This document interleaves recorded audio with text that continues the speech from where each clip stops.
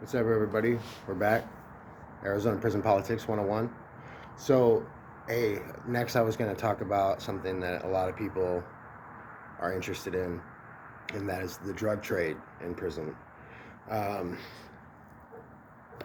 Now, I've had two different bids where I did time, and they were drastically different. The first time because it was flooded. The second time was different because as soon as I came down was just when COVID was starting. So all the yards got locked down. There was no outside work crews. There was no visits. Everything got slammed down. And so the second time, when I just got out a couple months ago, it was pretty dry up until the end where everything started opening back up. And the reason being, there wasn't any cops bringing it in on the second bid. The first bid I was down for, there was a few. There was a white shirt, which is like a civilian employee, like the ones that work in the kitchen. There was one of those that was bringing it in. I'll tell you guys that story. The main one, though, was through the outside work crews. Now, my first time down, I was on Mojave, which is medium security. It's the highest yard that's on that complex. There's other lower yards that have outside work crews. Now, the way that it used to work back in the day, isn't a thing anymore, so I can talk about it. But back in the day, the dental office for all of the complex was at Mojave on the medium yard. Now, so the guys that were on minimum on a work crew or whatever that would be able to go out and get the package and bring it back to their yard would come through our yard for dental. So what we would do is we would have the pack dropped off. Somebody from the outside work crew would go pick it up. Okay, now they put in an H&R, a health needs request for emergency dental. And so they have to be seen within 24 hours. So we know, okay, once it's picked up, okay, the guy gets back within 24 hours, he's going to be up here at dental. So each day when the van comes from the lower yards, we send a guy up there to dental and he'll get the package from them. They don't do it like that anymore. Clearly, I guess they must have figured it out, because when I went back to Mojave for this bid, that was not a thing anymore. Dental they had their own dental at the minimum yard and their own dental at the medium yard. And because that's the first thing I asked. I'm like, man, like, why is this visitation, thing even affecting you guys with how we were bringing it in before to the work crews? And they're like, no, it's not a thing anymore. So yeah, it's just, it was wild, man. They were bringing in, I'm talking football-sized packages, quarter pounds of speed, quarter pounds of heroin, bringing in just monstrous packages through medical that way. Phones, all that. My first time down, I got a ticket for a cell phone, and that's why they bumped me up to medium security in the first place. And the first bid, I was there at the same place again, and we had cops that were bringing in. Well, we didn't. The Paisas had a chick that was working there that was related loosely to one of the guys on the complex, his cousin, sister's friend or something. And so she was bringing in a lot of spice for them. They were hitting for spice, which is another thing I was going to tell you guys. I'm going to do a video pretty soon where I'm going to make up like some simulated substances and kind of show you guys like what prices are like in prison for drugs. Like a stick of spice is like this. This is I rolled up a little stick the size of what one would look like on the yard. You're going to get one of these of spice. Depending, back in the day, one of these would go for $3. Nowadays, you're probably going to get charged like 8 to 10 for one of these. Even during COVID, there was one time it came in through the mail, and they were getting $15 for these, man. And that's just wild. What I've come to find out as a general rule of thumb is it seems like drugs in prison are like 5 times more expensive, sometimes up to 10, but like 5 times more expensive than they would be on the streets.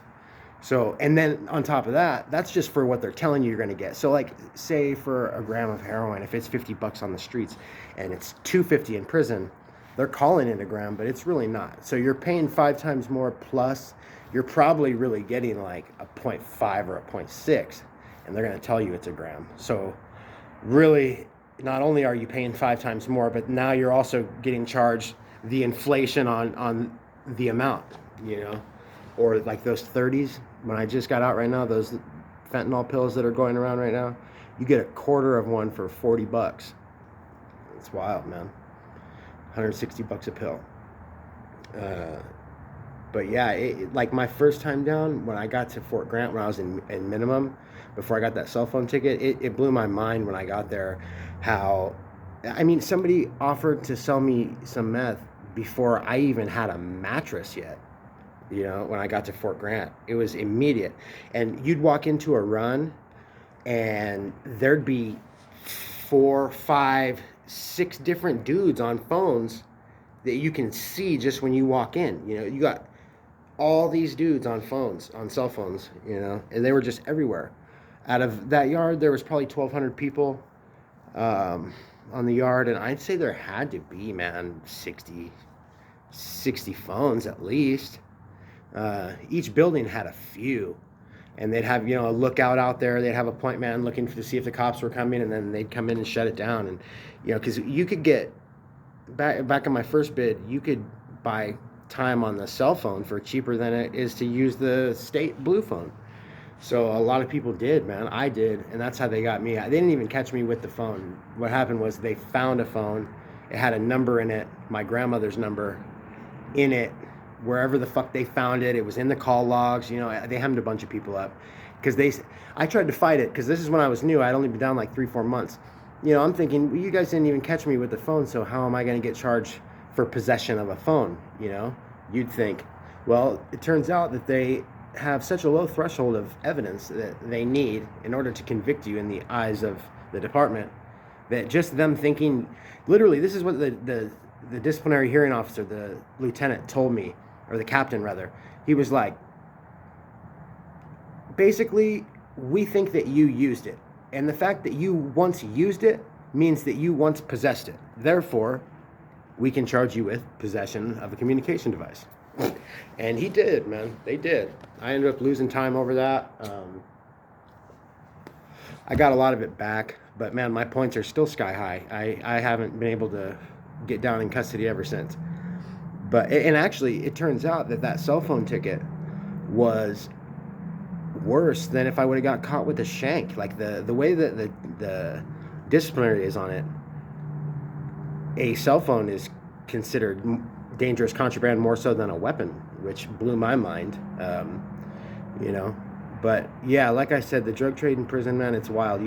I seen packages in there, bro, like this. My like I said, I've lived 2 different ways in prison. My first time down, I was younger. I was running and gunning the entire time, running amok, man. Like at one point, I stayed up for 11 days for free in prison, just doing speed for free, just selling speed, doing speed, 11 days on the yard. And trust me, that's a fucking another level of paranoia, bro. And Spice with the K2, Spice makes you paranoid anyways. Like, man, I've seen so many people fall out off it. I've had to talk myself through it before, where I'm walking from the bathroom to my bunk, and I gotta talk myself through it. Like each step, oh, you could do this, bro. You're not gonna fall out. You're not a fucking punk. You're gonna make it. Like, you know, like I'm trying to hype myself up. You got this, man.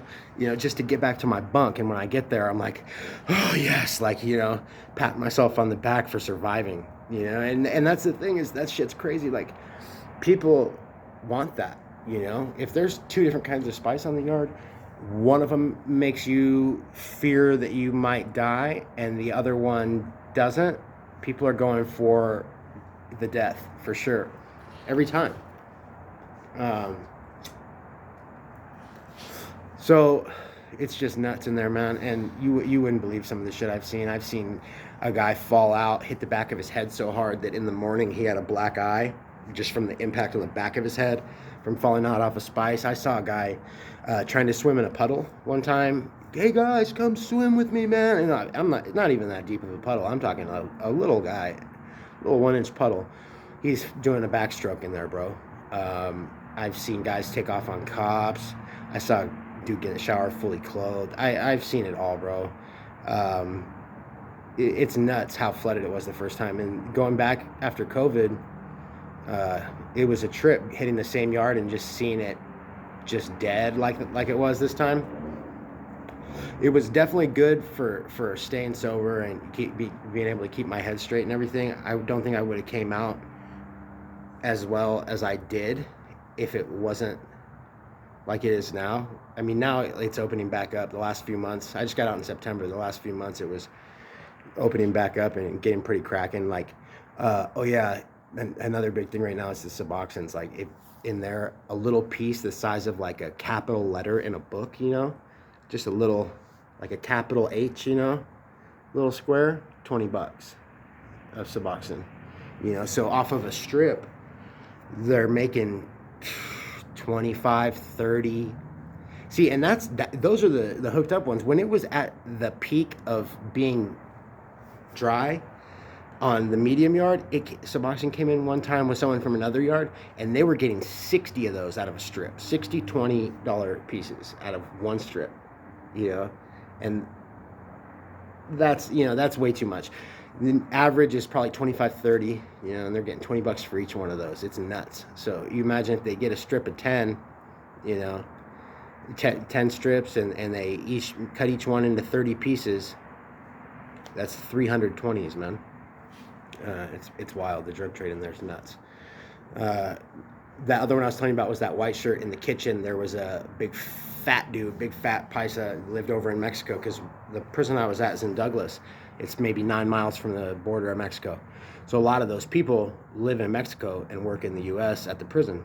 Well, there's this white shirt who worked in the kitchen. He's the guy that would serve you your trays, big fat dude, and he was bringing in all the heroin for the paisas. My first bid was back in 2015, 2016, and he would bring it in for them. I don't know how much they were marking it up or what, but those guys had the yard just flooded with heroin, man. It was insane. And, you know, clearly something happened with that dude, because when I got back for this second bid, he was gone.